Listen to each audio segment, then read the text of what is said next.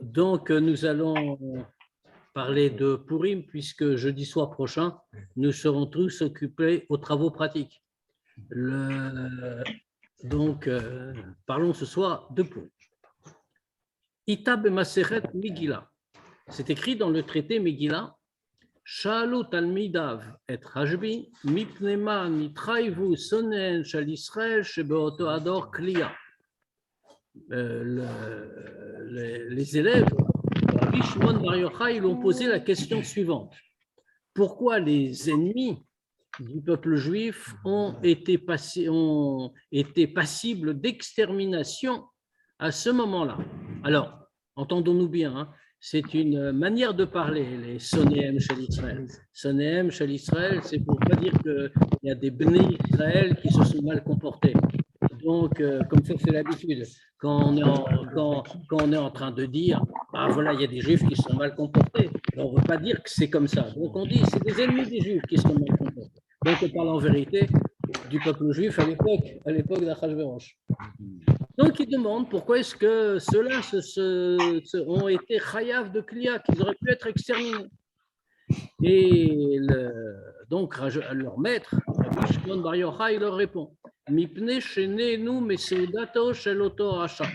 parce qu'ils ont tiré profit de la Séouda, du banquet offert par ce rachat, par Achashverosh. C'est toute l'histoire qui est au début de la Megillah, le banquet d'Achashverosh. Imken shebeshushan yargu shebechol olam kulo al yargu. Alors, dans ce cas-là, la discussion se termine. Continue. Les élèves de Rajbi continuent et disent si c'est comme ça, alors feu de Shushan devait être tué, d'accord, mais dans le monde entier, ils ne vont pas être tués, puisque pourtant la Xéra était sur tous les Juifs, là où ils vivent, dans tous les pays de l'Empire, c'est-à-dire dans le monde entier à l'époque. Mipne, répond-il, Shishkachavu Letzelem, parce qu'ils se sont prosternés devant une idole. Vine. On va comprendre ça, bien sûr. Vine achet shebe ana mesoudato shel otorasha pashtut ou achilat ma'achalot asurot. A priori, quand la Gemara nous dit que leur faute, ça a été nenu mesoudato shel otorasha, ils ont tiré un profit de la séouda de ce rachat. Qu'est-ce qu'on comprend dans le pshat? C'est qu'ils ont mangé pas kasher. C'était interdit. Ils ont quand même mangé. Kdaïta be midrash. Et comme le midrash nous le dit, chez Bnei Israël Baou, Besafek, Al chez Achlou Metavshil Agoim, que le Midrash nous dit, les Bnei Israël sont arrivés dans un danger parce qu'ils ont mangé de la nourriture des Goïm. Vatmia Mefoursemet. Et c'est tout à fait étonnant. C'est connu la question qu'on pose là-dessus. Vechi Achilat Machalot Asurot Chamura Kolkar, chez Biglala, Yitraivu Kliya Yelotiye. Est-ce qu'on peut dire ça? Bon, c'est sûr que manger pas kasher, c'est très grave. Mais est-ce que manger pas kasher, ça entraîne d'être exterminé tout le peuple, tous les juifs, parce qu'ils ont mangé une fois pas kasher? D'accord, c'est un très grave faute, mais c'est pas passible la peine de mort en tout cas. Dans la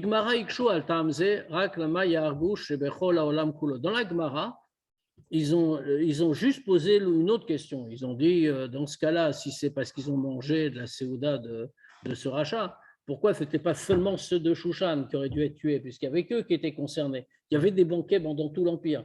Mais le banquet d'Achashverosh, c'est celui de Shushan. Donc pourquoi feu du monde entier? Ok, mais pas ceux du monde entier. Exactement. C'est-à-dire, face à la question de la Gemara, le Rabbi a posé une autre question déjà. Il a dit, comment on peut dire que parce qu'ils ont fait un repas taref, ils doivent être passibles à la peine de mort, tous, sans exception. C'est déjà compliqué. Alors le Rabbi relève que la Gemara, elle pose une autre question, en vérité, elle ne pose pas celle-là.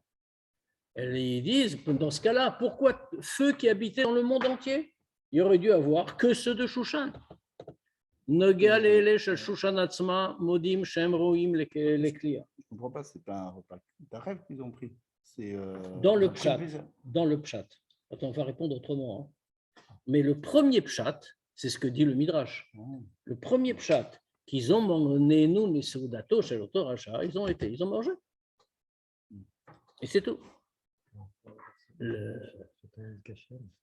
Alors, maintenant, faites réponse. Cette réponse qui est donnée, cette réponse de la Gemara, qui est donnée sur cette question, que pourquoi seulement ceux de Shushan, pourquoi pas seulement ceux de Shushan et ceux du monde entier, alors que ceux qui ont fait la faute vraiment, hein, c'est ceux de Shushan. Et donc, ça veut dire que ceux qui donnent cette réponse-là, ils tiennent qu'au moins ceux de Shushan, ils méritaient de mourir. Et ça reste notre question. Pourquoi est-ce qu'ils méritaient la mort uniquement pour un repas taref? Parce que là, on n'aurait pas beaucoup de survivants aujourd'hui. Gam yesh. Gam, malheureusement. Gam yesh le dayek belashon agmara. On va faire un petit résumé, ne vous inquiétez pas.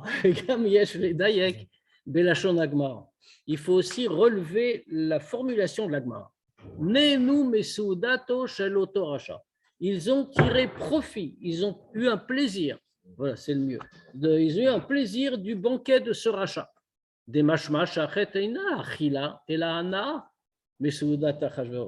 Qu'est-ce que nous dit le texte d'Agmara? C'est quoi le problème? Elle ne nous dit pas ils ont mangé de la Séouda de ce rachat, ce qui nous aurait conduit à conclure, bah oui, voilà, c'était taref et c'est pour ça qu'il y a eu un problème. Non, nous, ils ont eu un plaisir de la Séouda. Gam lechora. Alors, il faut comprendre, bien sûr, qu'est-ce que c'est cette nuance. Mais qu'est-ce que c'est que cette nuance? Qu'est-ce qu'on veut nous dire? Gam lechora dochaktsat. Les faresh à kavana la achilat ma'achalot asurot. Il y a aussi, c'est aussi un peu dur de dire qu'ils ont mangé des nourritures pas cachères, interdites. Dare amrou chazal she'amishte aya kirson ishveish. Parce que les chachamim, par ailleurs, ils nous disent, comme c'est le texte de la Megillah, que le mishté, le banquet, était kirson ishveish selon la volonté de chacun. Et les chachamim commentent kirson Mordechai et Haman selon la volonté de Mordechai et de Haman. Ça veut dire chacun faisait comme il veut.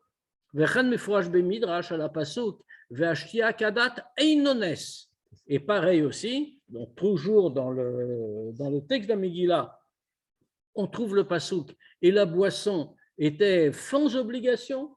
Et les Chachamim nous disent qu'est-ce que ça veut dire sans obligation, forcer personne. On n'obligeait pas les gens à boire du vin non kasher. Ça veut dire que dans la Séouda d'Achashverosh, il y avait également des aliments cachers. Voilà exactement tout ce qu'on voulait. Même Shrita Lubavitch, certainement. Et si l'intention de la Gemara,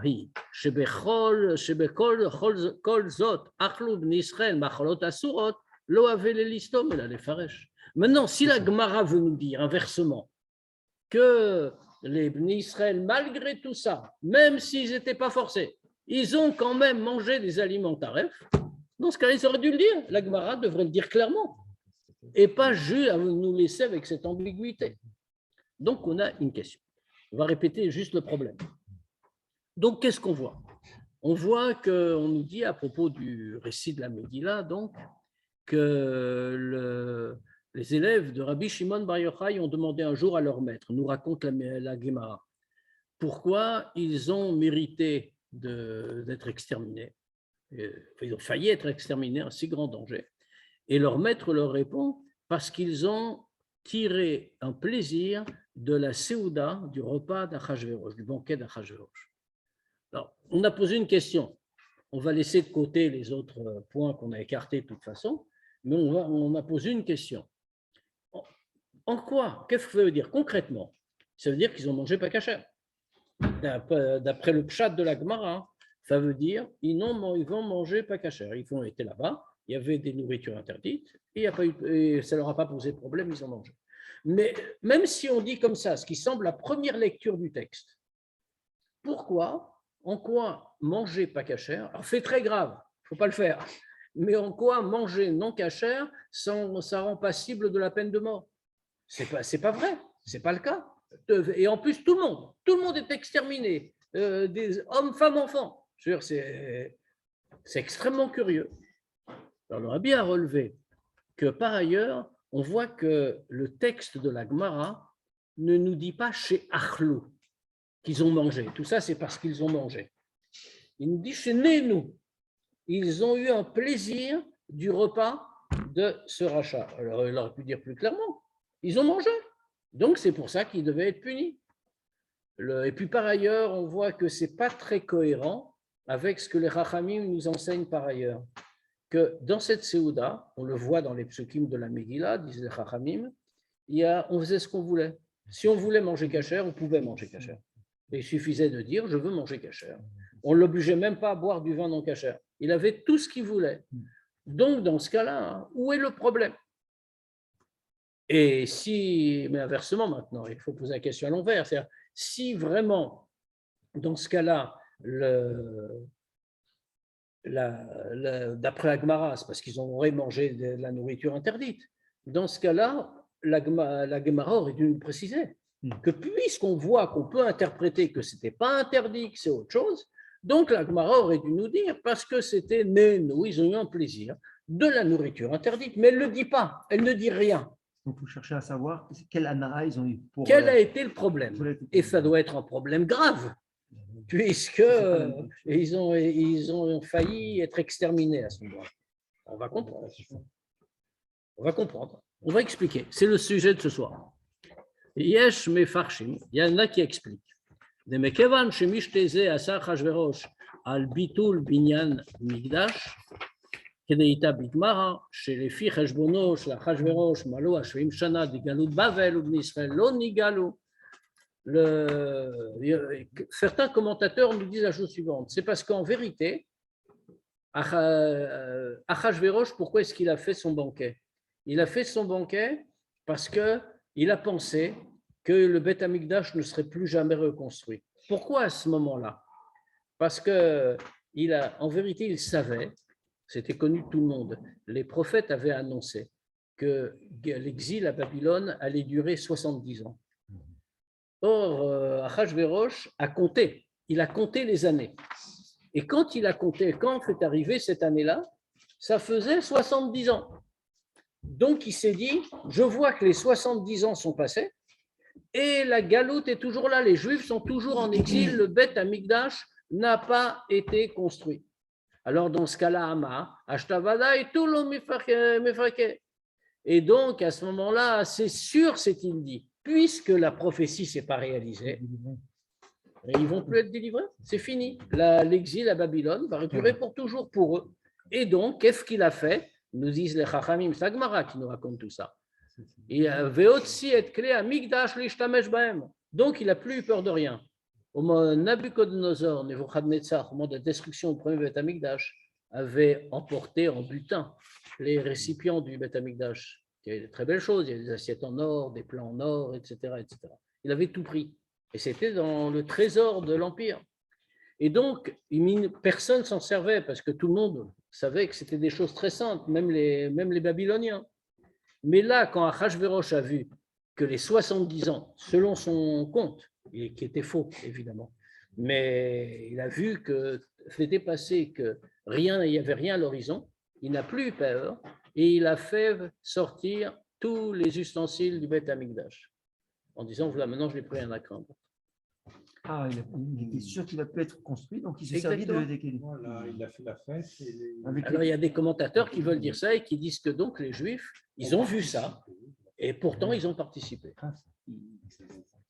Imken, kol mi shenena meota seuda ou yoresh ou sameach al chorban be'amikdash. Et donc, nous disent les Chachamim, dans ce cas-là, chacun qui est venu s'asseoir dans cette seuda et qui a vu les kélim du Beth Amikdash qui étaient utilisés pour le banquet, et ça ne l'a pas touché, ça veut dire qu'il a participé à la joie. Donc, il a participé à la joie de la destruction du Beth Amikdash. C'est une explication. C'est pour ça, nous disent-ils, qu'ils ont été passibles de mort. Aval. L'Ichora, Eina Inyan Mouvan, mais a priori, on ne comprend pas. Shara Medoubarkan ou Odot Gzerat Kliya d'Arachman Islam, a Kolelet Gametatav Shainam Bnei Chiyuva. Mais c'est très étonnant comme réponse. Pourquoi? Parce que de quoi parle-t-on? On parle d'un décret d'extermination, Arachman Islam, qui incluait aussi les enfants, même les nourrissons, qui pourtant ils sont soumis à aucune obligation. Comme fois, je vais me dire la tester, chez Xerataman, Aïta Alaam, Kulo, comme on voit dans la Megillah clairement, que son décret était sur le peuple tout entier. Mina Zaken, Tavenashim, c'était des jeunes aux vieux, les enfants, les femmes. Vimken, dans ce cas-là.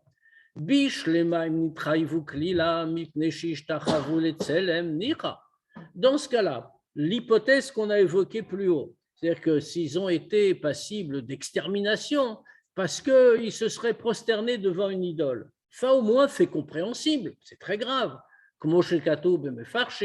Que comme les commentateurs le disent,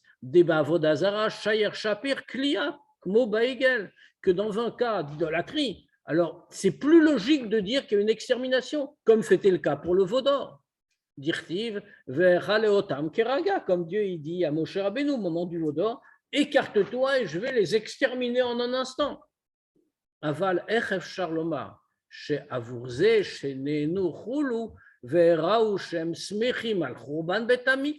comment peut-on dire logiquement que pour cela qu'ils ont eu un plaisir du repas d'Achashverosh et qu'ils ont montré, quand ils ont vu les kélim du Beth Amikdash et qu'ils n'ont rien dit, qu'ils ont montré qu'ils se réjouissaient de la destruction du Beth Amikdash, même si encore une fois, si c'est très grave, métier Xerat Klia, Gamalele Atav Shelo Chatou Bazé.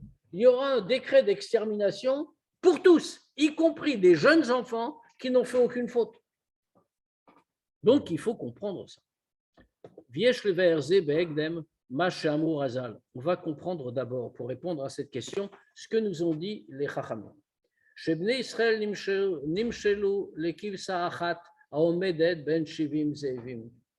Que nous disent-ils? Les Juifs sont comparables à une brebis qui se tient au milieu de 70 loups.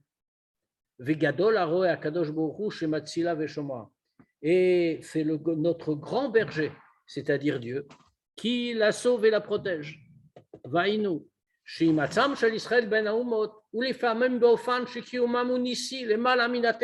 Qu'est-ce que ça veut dire cette comparaison? Que la survie du peuple juif parmi les peuples, c'est parfois de telle façon que leur maintien est miraculeux. C'est plus haut que la nature. Exactement comme la brebis qui est au milieu de 70 loups. Que a priori, on met une brebis au milieu de 70 loups, c'est évident qu'elle ne va pas survivre. Et donc, ça aurait dû être pareil, et là, mais c'est seulement que par la bonté de Dieu. Dieu qui est le grand berger. Il sauve les Juifs et les protège dans une façon miraculeuse, surnaturelle. Omnam.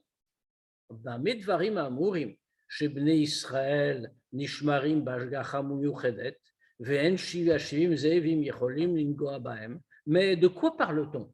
Quand on dit que les Juifs sont protégés par la providence divine et que les 70 loups ne peuvent pas les toucher, bien que naturellement ils ne pourraient pas survivre.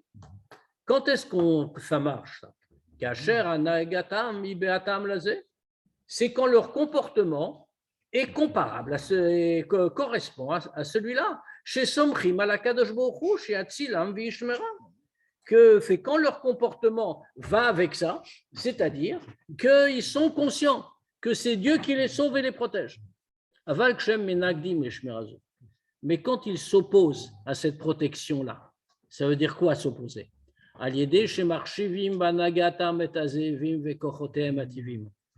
Comment ils s'opposent à la protection de Dieu? Par ça qu'ils accordent une considération quelconque dans leur comportement au loup et à leur force tout à fait naturelle. Dans ce cas-là, ils montrent qu'ils font attention au loup. Alors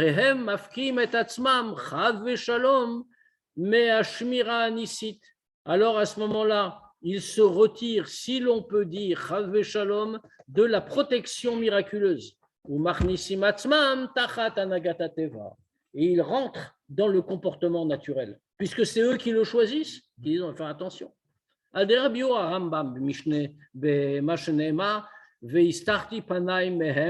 ומצאו רעות רבות גומר על כי אין אלוקי בקרבי מצאוני הרעות האלה. Comme le Rambam explique, en citant le pasuk, Veistarti panai mehem, que quand les Juifs ne se comporteront pas comme il faut, alors, Chave Shalom, je vais cacher ma face d'eux. Et alors, poursuit Dieu, Umetzaou raot rabot. Et alors, il y a beaucoup de malheurs qui vont les trouver. Pourquoi? Al kien elokai bekirbi. Puis ils vont comprendre à ce moment-là, puisqu'il n'y avait pas de Dieu en mon sein, Metsaouni raot aele, alors tous ces malheurs m'ont trouvé. On voit qu'on souligne ici le mot umatsu, Metsaouni, ça veut dire bederer metsia. On les a trouvés. Ce n'est pas que les malheurs sont arrivés. Les malheurs sont venus vers eux parce qu'ils sont sortis de la protection divine. Il est comme quelque chose qu'on trouve. Que quand un homme se sépare de Dieu, Hashem nivdal mimenu, alors Dieu se sépare de lui. Et à ce moment-là, il est prêt à recevoir tout le mal qui va le trouver puisque plus rien ne le protège. Aïnou. C'est-à-dire que Dieu retire de lui, dans ce cas-là, sa providence particulière, l'imaled miyad amikra, pour qu'il échappe au fait du hasard. Et donc, dans ce cas-là, puisque Dieu ne le protège plus, alors il a abandonné au hasard. Et alors le mal va le trouver par hasard. Viesh Lomar. Et ça, c'est aussi ce que veut dire le Rambam au début des lois des jeûnes. Et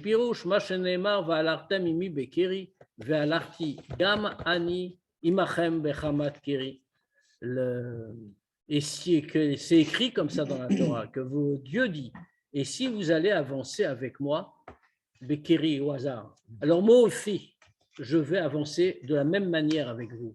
Kelomar, qu'est-ce que dit Rambam? Il explique comment.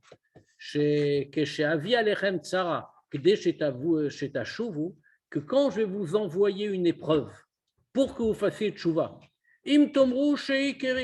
si vous dites que c'est un hasard, c'est une chose qui vient de la façon dont le monde se conduit, et donc c'est juste arrivé par hasard. Alors, dans ce cas-là, puisque vous refusez de voir que c'est ma providence, aussi flachem, chamat, oto, keri, je vais rajouter un hasard redoublé. C'est pas, ça ne veut pas dire seulement que dans ce cas-là, Dieu va rajouter encore à la punition. Et là, mais ça veut dire que Dieu fait pareil. Puisque vous vous dites c'est un hasard, c'est pas moi. Dans ce cas-là, moi aussi, je ne vais plus me comporter avec vous que dans une façon de hasard. Ça veut dire c'est-à-dire que Dieu retire de l'homme en question sa providence particulière. Et donc, puisque Dieu ne le protège plus, alors les règles du monde s'appliquent. Et il est moufkar les mikra, il est abandonné au hasard. Valpisé.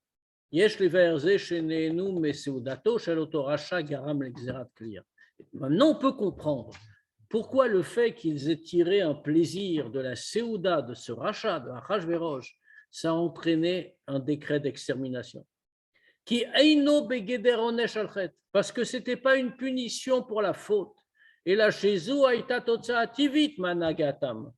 Mais ce n'était pas une punition, mais la conséquence naturelle de leur comportement. Madame Matzava Mativi Shel Israël, la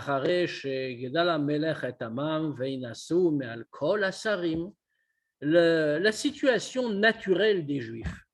Après que, comme le dit la Megillah, Achashverosh a apprécié Aman, et donc il a fait grandir, et il a élevé au-dessus de tous les princes, tous les ministres. À ce moment-là, c'est devenu très grave. Ça veut dire vraiment, les Juifs étaient comme une brebis au milieu de 70 loups.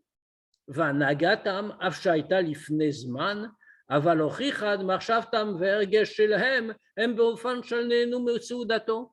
Et leur comportement, même si c'était déjà depuis quelque temps comme ça, mais leur comportement a prouvé que toutes leurs pensées, leurs sentiments sont une façon d'avoir un plaisir de la Séouda du rachat. C'est-à-dire, je rentre dans la nature. C'est-à-dire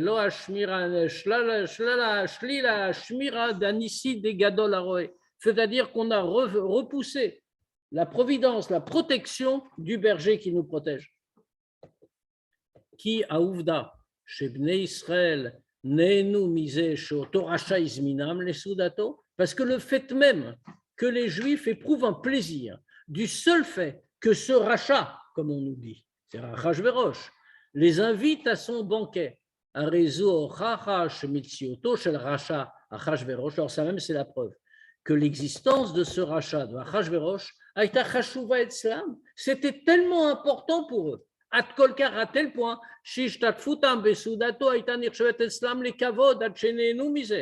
à tel point que le fait qu'ils participent à sa Séouda, c'était même pas une obligation, comme on pourrait dire, bon, il faut faire bien voir, on va passer. Non, ils ont été nés, nous, ils ont eu un plaisir. Ils le percevaient comme un kavod, comme un honneur d'avoir été invités. Et ils en ont eu un plaisir. Et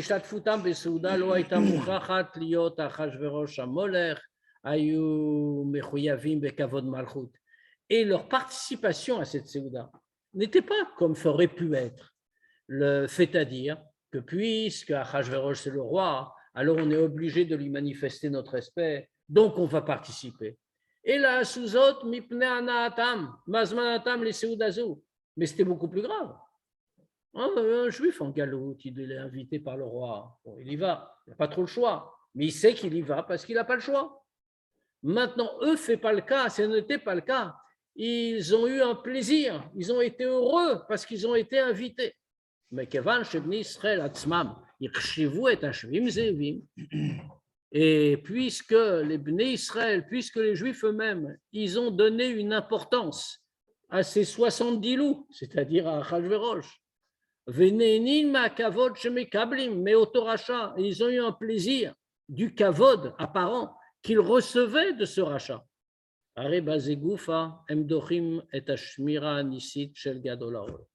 Par ça même, alors ils ont repoussé la protection miraculeuse que le berger leur donnait.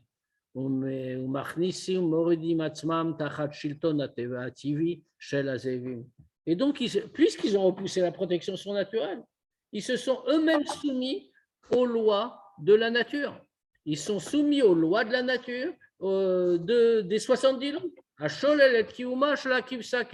Ceux qui, les 70 loups, ils ne veulent pas la survie de la brebis, ils veulent au contraire la dévorer. On va expliquer ça plus profondément. Ubagdama, tout d'abord. Yadoua, ma shamru chazal. On sait ce qu'ont dit les chachamim. Des ein somchim alanes, qu'on ne doit pas compter sur un miracle. Va Torah amra, et la Torah a dit, Uracha Hashem Elokecha bechol asher ta'aseh dafka. Et Dieu te bénira dans tout ce que tu feras. Et on souligne le mot fera. Il faut pas, on n'a pas le droit de dire, on ne va rien faire et Dieu va faire un miracle. C'est marqué, il va te bénir, bien sûr. Tu auras sa bénédiction et c'est par ça que tu réussiras. Mais c'est bechol asher ta'aseh. Dans ce que tu feras, tu dois agir pour que Dieu te bénisse. Dav chez Birkat Hashem itashir. Mais on parle ici des sujets quotidiens, la parnassa, que bien qu'on fait très bien, que c'est la bracha de Dieu qui enrichit. Mikol makom. Ein bracha zu chalal adam kasher yoshev batel. Malgré tout, cette bracha ne va pas venir quand l'homme reste chez lui à ne rien faire. Et la motelet alavachova la faute d'avarma vur parnassato asher ta'aseh. Mais il a l'obligation de faire quelque chose pour gagner sa vie. Et dans ce cas-là, il a la bracha de Dieu. Maintenant, inversement.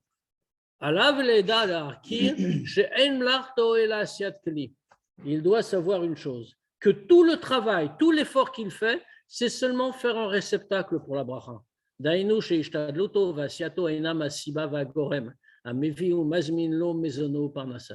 C'est-à-dire que tout son effort et tout ce qu'il fait, ce n'est pas la cause qui lui amène sa parnassa. Et là, c'est seulement un keli,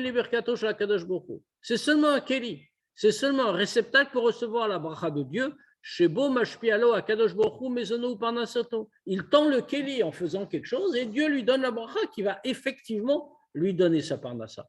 Kelomar, qu'est-ce que ça veut dire? Akadosh baruch hu ratza shemezono shel adam yitlavesh ve'avo bekeli tevi.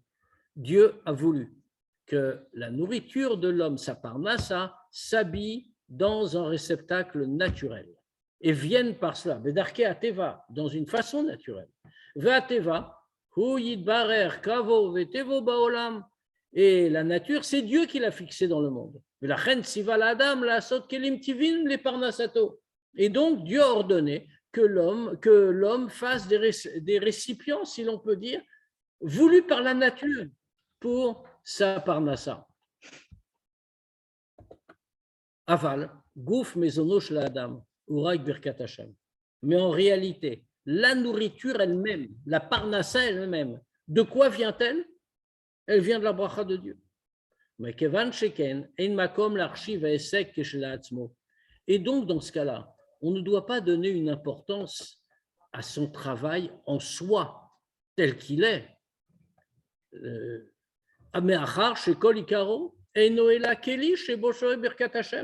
Parce que fondamentalement, ce n'est pas son travail qui lui amène la parnassa, c'est la bracha de Dieu. Alors oui, il doit le faire, comme on l'a dit, ne comprenons pas mal, il faut le faire, mais ce n'est pas ça qui entraîne tout.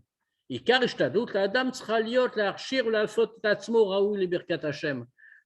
que puisque tout le travail, c'est seulement pour faire le kéli nécessaire pour que Dieu donne la bracha, quel doit être le sens profond de l'effort de l'homme? C'est de se rendre apte lui-même à recevoir la bracha de Dieu, ne pas l'empêcher, puisqu'il a déjà fait un kéli, que lui ne soit pas un obstacle. Bon, plus profondément, ce qu'on nous enseigne, que c'est la bracha de Dieu qui enrichit,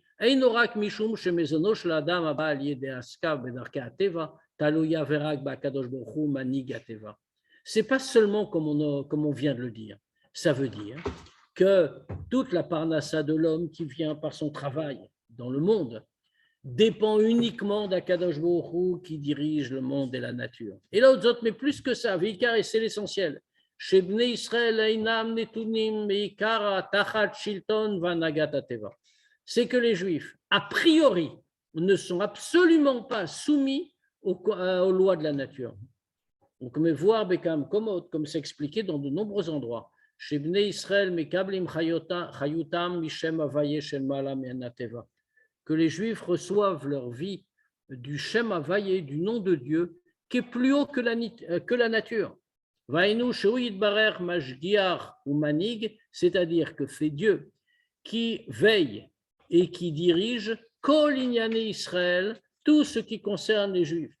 Bashgacham Yuchedet, avec une providence particulière, ou Banaga Nisit, et un comportement surnaturel, Sheina Mugbelet Bechuke Ateva, qui ne dépend en aucune manière des lois de la nature.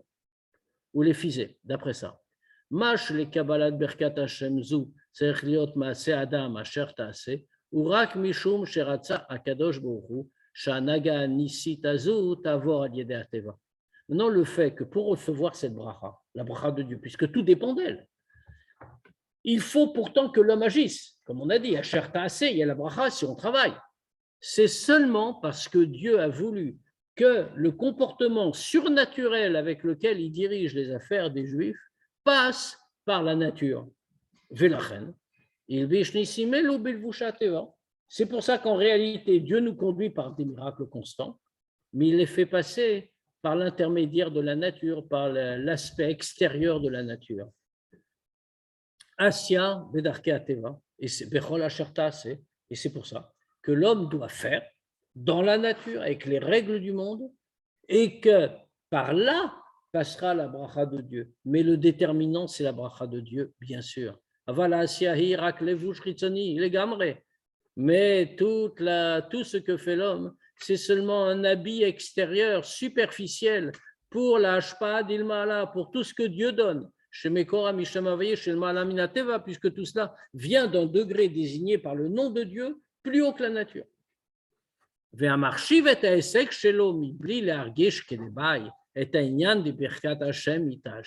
Et celui qui va donner une importance particulière à tout son travail, sans ressentir comme il faut la bracha de Dieu qui enrichit les ma'adavar domé. À quoi on peut comparer ça? La dame osek bemeretz biyageat nefesh betfirat kisim laniar baem kesef. Le aval eino ose binyane esek la sagata kesef atzmo. C'est comme quelqu'un qui ferait avec beaucoup d'efforts et beaucoup d'empressement et d'efficacité, il ferait des bourses pour contenir l'argent. Alors, il aurait plein de bourses à la maison, pas pour les vendre, hein, il les fait, il les fabrique. Maintenant, il ne se préoccupe pas de mettre de l'argent dedans. Donc, il va toujours rester pauvre parce qu'il n'aura que la bourse vide. Celui qui travaille sans ressentir que c'est Dieu qui donne, dans ce cas-là, il a fait la bourse, effectivement, c'était l'enveloppe extérieure. Mais la parnassa, elle n'est pas venue parce qu'il n'a pas mis l'argent dedans, si on peut dire. Ou Mikol ze Yuvan. Gam matzavam shel Israël bimei Achashverosh. De là, on va comprendre maintenant quel a été l'état des Juifs à l'époque d'Achashverosh. Bnei Israël animtseim begalut tachat shlita haumot. Les Juifs qui se trouvent en galoute, sous le gouvernement des nations. Tzrichim la tête kavod la malchut, vedina de malchut adina. C'est clair qu'ils doivent respecter l'État, les autorités, en l'occurrence le roi. Et comme fait connu le din, dina de malchuta dina, la loi de l'État à force de loi. Veut dire shoet shlom ha'ir, veut pas l'obaeda, que comme fait connu, demander la paix de la ville et prier pour elle. Velachem, kasher Achashverosh zimenet hayudim les seuda. Et c'est pour ça que quand Achashverosh a invité les Juifs à la seuda, ayu muchachim lishtatef, ils étaient obligés d'y aller. Kepashut, kertzon ish ze Mordechai, beofan amutar machalim ksherim. Comme de manière évidente, mais comment il devait y aller, bien sûr, mais comme le marqué dans la dit là, kertzon ish, comme c'est la volonté de l'homme, c'est-à-dire le premier cité Mordechai, dans une façon permise, avec la nourriture cachère. Aval beyachad imze, mais en même temps que tout ça. Ayta tzra liot hayedia ve'argasha sheve'akara brura. Il devait y avoir en même temps la conscience et le sentiment et la reconnaissance claire chez Kiyumo shel Am Israël eino taloy klal b'Achashverosh chas v'shalom, que la vie du peuple juif ne dépend en aucune manière d'Achashverosh chas v'shalom. Afalpi shayamoler bekipa, même si c'était le monarque absolu. Ki im ar verag b'da akadosh baruch hu, mais tout cela ne dépendait que de Dieu. Ve'odzot encore plus. Chez Kiyumam shel bnei Israël hu begedernes amluvash beteva, et encore plus que la survie du peuple juif sans une façon de miracle qui est habillé dans la nature. Ulfamim nes galouy, et parfois même ce sont des miracles clairs et manifestes, visibles. Comme on a dit avant, comme une brebis au milieu de 70 loups. Des gadol aroé, que le grand berger, chez Shomer ebne Israël, banaga nisit, shel ma'ala minateva, que Kiev qui peut sauver cette brebis, c'est le grand berger qui protège les bnei Israël de façon miraculeuse au-delà de la nature. Vezu atochen apnimi. Bema shamru shechatam shel bnei Israël ayabazé sheneenu meseudato shel oto rasha. Et ça, c'est le sens profond de ce que nous disent les Chachamim, que quelle a été la faute des Juifs. Ce n'était pas qu'ils ont mangé des nourritures taref, on a vu qu'ils pouvaient manger kasher, et qu'ils l'ont probablement fait, mais qu'ils ont eu un plaisir de ce repas dans rachat.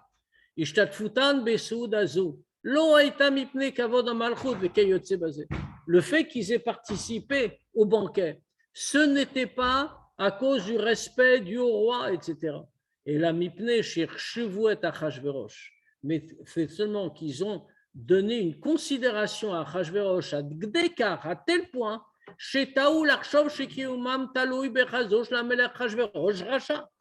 à tel point ils l'ont pris au sérieux qu'ils ont fini par se tromper et penser que toute leur survie dépend de la bonté du roi, c'est-à-dire du rachat. Aïnou. Adam c'est-à-dire la volonté d'un homme qui était exactement le contraire de la volonté de Dieu.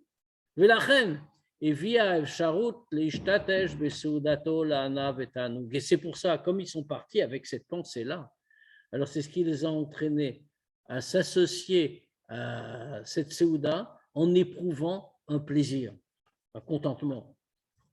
Al-pi anal. Begeder chatam shel Israël bimei gzerat Haman. D'après tout ce qu'on a dit, c'est la faute effective des Juifs au moment du décret d'Aman, on peut comprendre aussi la façon très particulière du miracle qui s'est produit à Purim.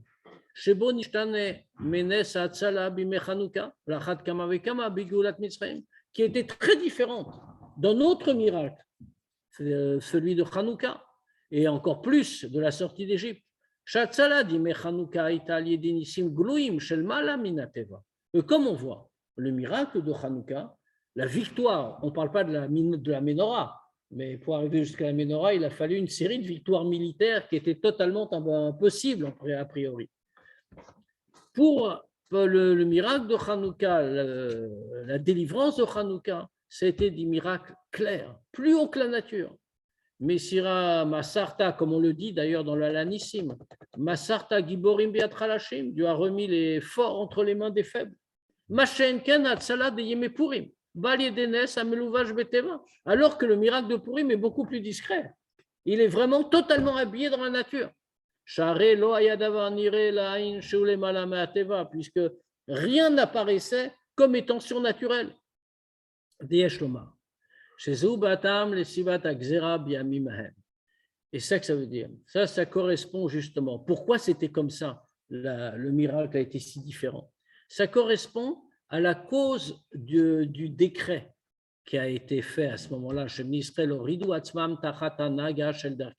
Comme on a dit, qui était dû au fait que les Juifs se sont soumis d'eux-mêmes à la nature.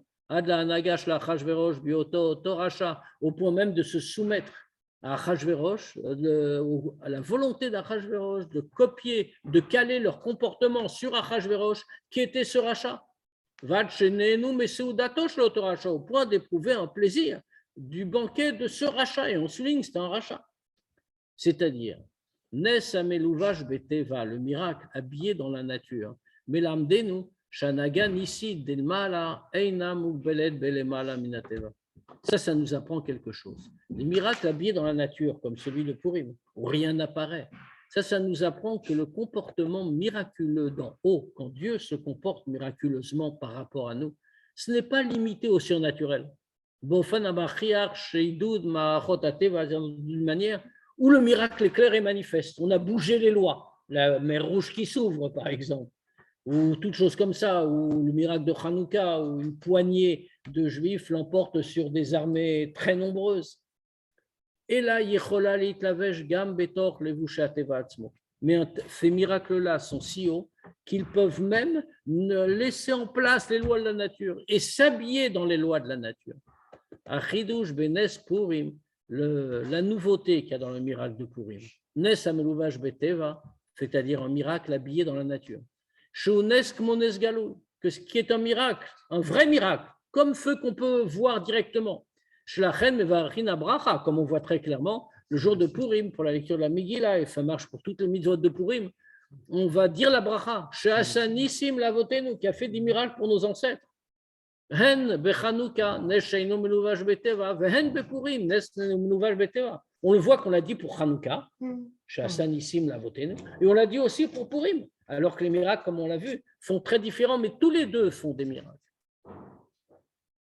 Vainu, Demash Itzila Kadosh Baruch Hu et Bnei Israël Bimé à Purim, Loaya Beofan Sha'anagativit. Qu'est-ce qu'on veut dire ici? Qu'est-ce qu'on veut souligner? Que le fait que Dieu ait sauvé les Juifs au moment de Purim, ce n'était pas dans une manière dans la nature, ce n'était pas naturel. Et là, Ba'anaganisit, mais il nous a fait un miracle. Shlachen.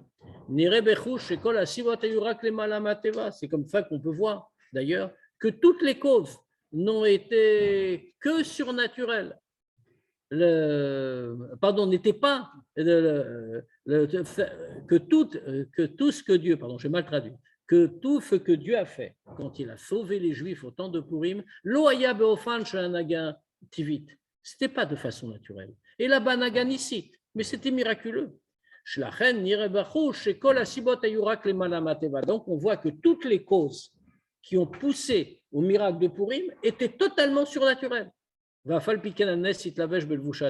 Et pourtant, tout s'est habillé dans la nature.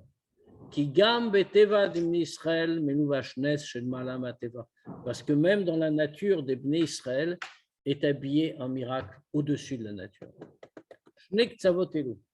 Ces deux points, ces deux points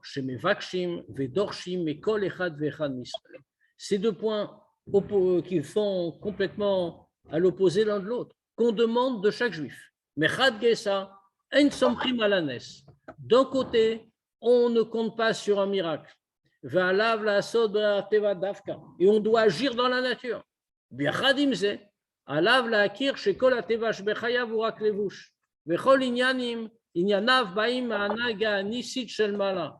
autre côté, il doit savoir que toute la nature qui encadre sa vie, ce n'est jamais qu'un aspect superficiel et que tout lui vient de manière miraculeuse directement d'en haut. Baou l'idée bitouy bishtadluta shel Esther be bitul agzera. Tout ça, ça s'est exprimé dans l'attitude d'Esther. Comment a-t-elle fait pour annuler le décret? Mechad Gisa alcha el Achashverosh bishlechuto shel Mordechai. D'un côté, elle a été chez Achashverosh, envoyée par Mordechai. Qu'est-ce qu'elle a fait? Elle a été chez Achashverosh, comme nous le rapporte le texte de la Megillah, pour le supplier et demander l'avis de son peuple.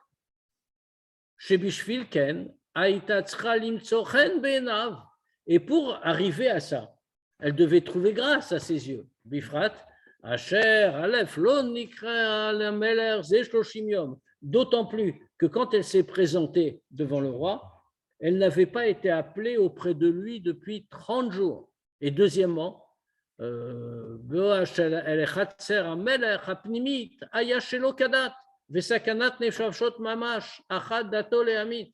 deuxièmement, il y avait une autre difficulté, que puisqu'elle n'avait pas été invitée, alors aller dans le palais intérieur du roi, alors qu'elle n'était pas prévue, c'était pour elle un danger de mort. Comme elle le dit elle-même, si le roi ne veut pas la recevoir, il la fait condamner à mort. Donc c'est évident qu'il fallait vraiment qu'elle trouve grâce aux yeux du roi pour qu'il pense à la faire entrer, ne lui reproche pas d'être venue et ne la condamne pas à mort. Et en même temps que ça, donc, en réalité, trouver grâce. Je l'ai traduit comme c'est en hébreu parce que c'est très élégant et littéraire. Mais ça voulait dire très simplement, il fallait qu'elle soit belle, qu'elle plaise au roi. Quand le roi la voit arriver, il est très heureux de la voir. Elle est séduisante. Et donc, il lui dit, non, tu peux venir, ça ne fait rien, je ne t'ai pas invité depuis longtemps et aujourd'hui non plus, mais ça n'est pas grave, entre quand même. Or, elle ne le fait pas. Pourtant, c'était naturellement et logiquement ce qu'elle aurait dû faire. Pourtant, en même temps,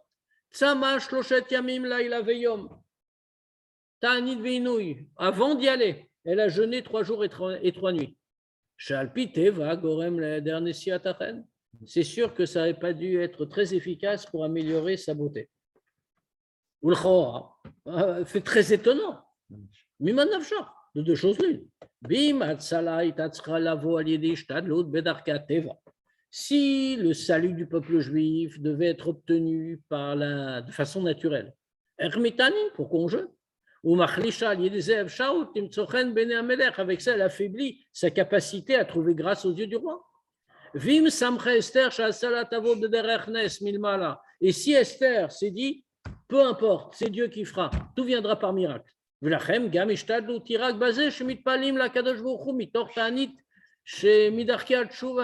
donc tout le salut, comment il vient?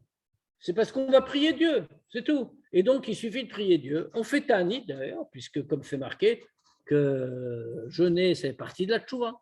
Dans ce cas-là, pourquoi elle s'est mise en danger de mort en allant voir le roi? Ça, c'est la réponse qu'on a donnée. Mais là, a priori, on a une contradiction. Maintenant, d'après ce qu'on a dit, on va comprendre. כי דווקא הנהגה כזו היא המבטלת ומתקנת החטא שנהנו מסעודתו. C'est ce comportement-là qui annule et qui répare l'erreur des Juifs d'avoir éprouvé du plaisir du repas du rachat. יסוד הטעות שגרם להנאה מסעודה של אותו רשע. Le fondement de l'erreur qui a fait que les Juifs ont éprouvé un plaisir du repas d'Achashverosh. היה בעיקר שחשבו דכאשר נמצאים במצב שצריכים להשתדל בדרך הטבע, d'où ça venait fondamentalement. Parce que les Juifs ont pensé que quand ils se trouvent dans une situation où il faut faire des efforts dans la nature, dans les règles de la nature, Azaï a même shala les chukei hateva ou tluim bahem. Dans ce cas-là, la domination appartient aux lois de la nature et tout ce qui dépend d'elle. Ou banaga shel Esther, maintenant, qu'est-ce que Esther leur a montré par son comportement?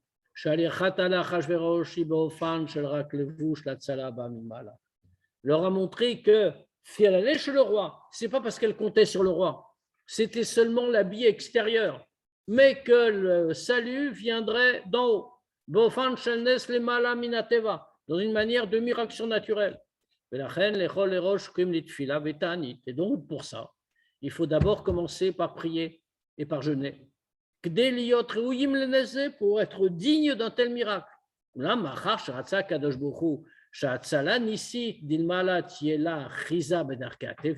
Mais comme Dieu a voulu que le salut, la délivrance spirituelle, la délivrance miraculeuse qu'il allait accorder d'en haut est une emprise aussi, un enracinement dans la nature, la reine Tsiva allait à Mordechai bidvar Hashem, la lechet la Achashverosh. Et c'est pour ça que Mordechai a d'abord commencé par lui dire ce que Dieu lui ordonnait de lui dire.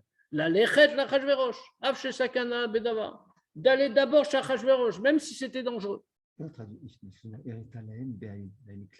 Clairement. Ou bemeila mouvan, et donc automatiquement on comprend. Shein makom litrachev, kolkar bealvush. Et donc on comprend qu'il ne faut pas tellement faire attention aux vêtements extérieurs. Imeinu batam legamre imkol adarush alpi darkei hateva. S'il ne correspond pas totalement à tout ce qui est nécessaire dans la nature.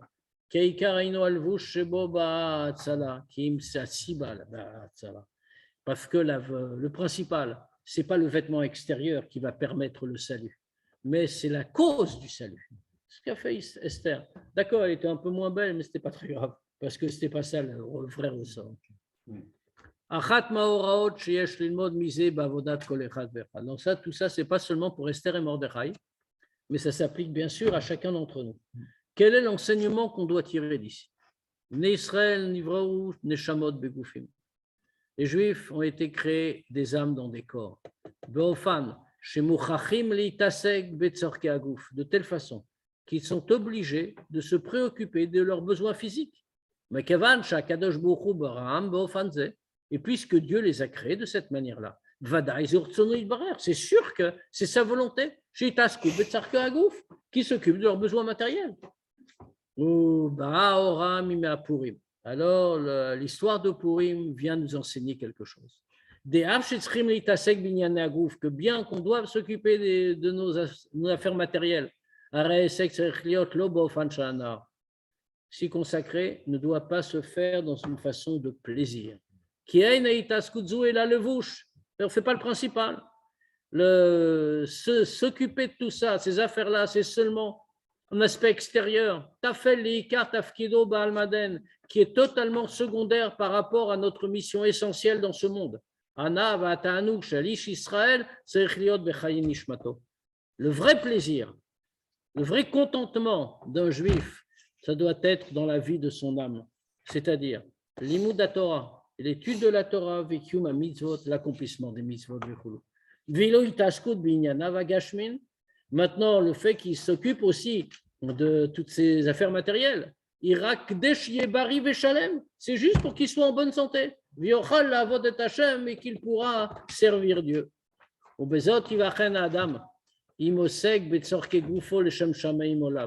Et ça, c'est ce qui permettra de distinguer si l'homme s'occupe de ses besoins matériels pour Dieu ou non.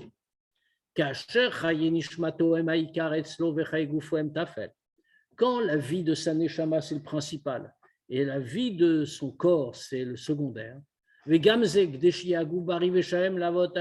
quand il s'en occupe, secondaire, mais pas secondaire, même pas pour soi-même, c'est parce que comme ça, il veut être en bonne santé pour pouvoir servir Dieu. Dans ce cas, toute sa vitalité et son plaisir, c'est seulement dans l'étude de la Torah et l'accomplissement des mitzvot. Et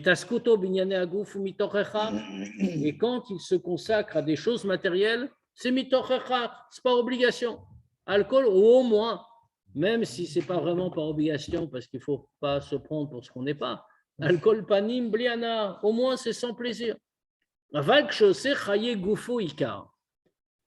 Maintenant, quand il fait de la vie de son corps le principal, alors quand il en arrive à ce qui concerne l'âme, où Omer il se dit, où est mon obligation et je vais l'accomplir, c'est-à-dire je ne ferai que le minimum. Mais au contraire, quand on parle des besoins corporels, matériels, alors il s'y plonge, il fait avec tout un plaisir. Il est en train de tirer un plaisir de ce qui concerne son âme animale. Et ça, c'est ce que nous enseignent les jours de Purim. Tout le salut de ces jours-là dépendait de ça, était lié à ça.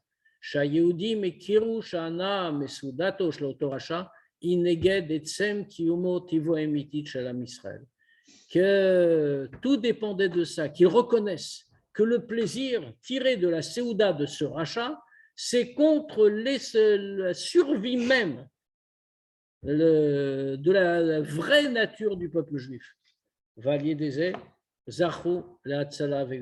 Et c'est pour ça, c'est grâce à ça qu'ils ont pu obtenir le salut et la délivrance. Et comme nos Chachamim nous l'enseignent, on rapproche une délivrance d'une autre. Géoula Purim, les Géoula de Pessah, on rapproche la Géoula de Purim de la Géoula de Pessah. Ve'ad bichlal.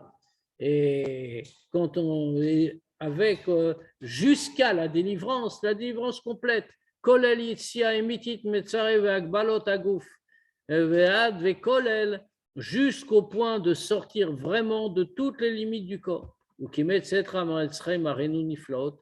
Et comme au jour de ta sortie d'Égypte, Dieu nous montrera des merveilles, des prodiges, par la délivrance véritable et complète, à l'idée Mashiach Tzidkenu, Bimera Biamenu Mamash, par Mashiach, très rapidement de nos jours.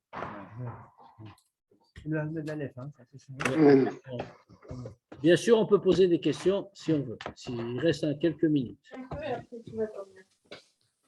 Oui, donc en fait, le rabbi définit parfaitement le processus de l'assimilation. En fait. Exactement, c'est exactement ça.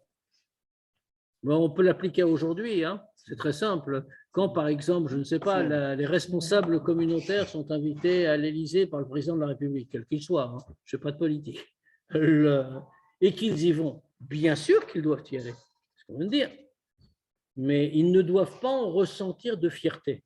C'est-à-dire, quel honneur, je suis invité à l'Élysée. Ils doivent y aller parce que, bon, c'est partie des choses, c'est partie de la nature. Mais rien de plus, mais ils doivent savoir que ce n'est pas leur place. Leur place est assise sur un banc de synagogue en train d'étudier une sirfa ou autre chose. Oui, vous avez dit que l'homme, quand il est abandonné par Dieu, il est un peu victime du hasard. Voilà, il a en fait. Je voudrais savoir le hasard, c'est quoi? En réalité, il faut répondre à cette question à plusieurs niveaux. Le hasard, de manière générale, n'existe pas, en tout cas pour les Juifs. Voilà, c'est ça. Mais parce que Pourtant, vous l'avez évoqué plusieurs fois. Pourquoi il n'existe pas pour les Juifs? Parce que Dieu les en protège, c'est ce qu'on a défini au début. Oui. Il leur donne une conduite particulière. Maintenant, ceux qui ne sont pas dans la position des Juifs, où sont-ils? Que se passe-t-il? Bien, eux, il y a le hasard qui s'applique. Qu'est-ce que c'est que le hasard? Le hasard, c'est les lois de la nature qui s'appliquent et qui se déroulent normalement. C'est-à-dire, comme il en a, l'exemple était très parlant, les loups qui dévorent la brebis. La brebis, elle s'est trouvée là. Il n'était pas obligatoire que les loups la dévorent. C'est le hasard qui l'ont dévoré. Mais ce hasard-là était prévisible. Les lois de la nature veulent que quand 70 loups se trouvent autour d'une brebis, ben, ils vont se partager la dépouille. Oui, mais comme Dieu était la source de tout, Alors, il peut être la source. mais il est à la n'intervient, source du hasard aussi. oui, mais il n'intervient, il laisse faire les règles qu'il a posées. Oui. Il n'intervient que lorsque nous nous attachons à lui. D'où le fait que le peuple juif jouisse de la protection du Gadol Haroé, comme on a dit, du grand berger. D'accord. Le Kéli. Oui. Bon, on a dit que c'est important enfin, pour avoir la bracha. Exactement. C'est-à-dire, par exemple, pour les affaires, pour l'exemple le plus classique, c'est celui de la Parnassa. Quelqu'un ne peut pas dire, bah, puisque c'est Dieu qui décide tout, et comme on dit, c'est Dieu qui décide la Parnassa à Rosh Hashanah. Ce qui est vrai, hein, c'est écrit, nous, Chachamim nous le disent. Oui. Donc, dans ce cas-là, pourquoi me faire du souci? Je vais rester chez moi. De toute façon, je n'aurai pas un sou de plus ni de moins que ce que Dieu a décidé à Rosh Hashanah. Donc, je vais rester chez moi et puis je vais laisser Dieu choisir la façon dont il va me donner ma parnassa, mais ce n'est plus mon problème, puisque c'est Dieu qui décide. Alors, Khamim nous disent non, ça c'est faux. C'est Birkat Hashem et Ta'achir. C'est vrai, c'est Dieu qui bénit et c'est Dieu qui va donner la parnassa, mais il est écrit aussi Uvrach Hashem Elokecha bechol asher ta'aseh. Il va te bénir dans tout ce que tu vas faire. Autrement dit, on a besoin du bechol asher ta'aseh. Alors pourquoi? Puisque c'est Dieu qui décide. C'est exactement le thème de ce qu'on a dit ce soir. C'est-à-dire que le Bechol Asher Ta'aseh, ce que l'on fait, c'est le vêtement naturel, dans les lois de la nature. Et Dieu verse sa bracha. Si on retire le vêtement naturel, il n'y aura pas de kéli. Mais si on ne... Et donc la bracha, où va-t-elle se déverser? Maintenant, si on ne fait pas, si on ne fait que le vêtement naturel, dans ce cas-là, il n'y aura rien. C'est l'exemple, la jolie image que le Rabbi a donnée. C'est comme l'homme qui dirait « je vais devenir riche ». Donc, qu'est-ce que je vais faire? Je vais fabriquer plein de bourses. Comme ça, j'ai plein d'endroits où mettre de l'argent. Donc, comme ça, je vais devenir riche. Alors, il est chez lui, il s'assoit, il fabrique plein de bourses. Le problème, c'est qu'il ne se préoccupe pas de comment il va mettre de l'argent dedans. Donc, il ne sera jamais riche. Celui qui se préoccupe uniquement de l'action matérielle, de ce qu'il fait, il est en train de faire la bourse. Mais il oublie qu'il a besoin d'amener l'argent de quelque part. Alors pour nous, c'est facile. On a un grand berger qui est également notre grand banquier, si on peut dire.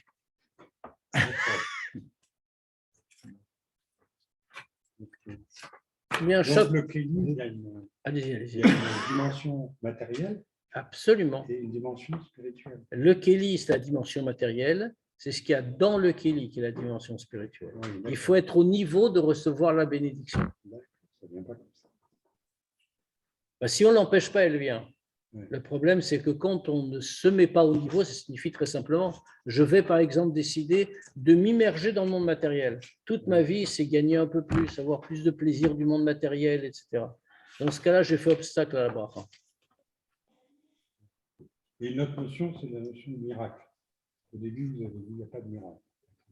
Non. Et Et oui, après, en vous somme avez prime dit- à la naisse. On ne compte pas sur un miracle. c'est pas Voilà. pareil. Et après, vous avez parlé de miracle permanent. Oui, le miracle est permanent, mais on ne doit pas compter dessus. C'est la même idée. On ne doit pas compter dessus parce qu'on doit agir dans la nature. Mais il est là de manière permanente. Comme pour Purim, on ne comptait pas sur un miracle, le miracle est venu.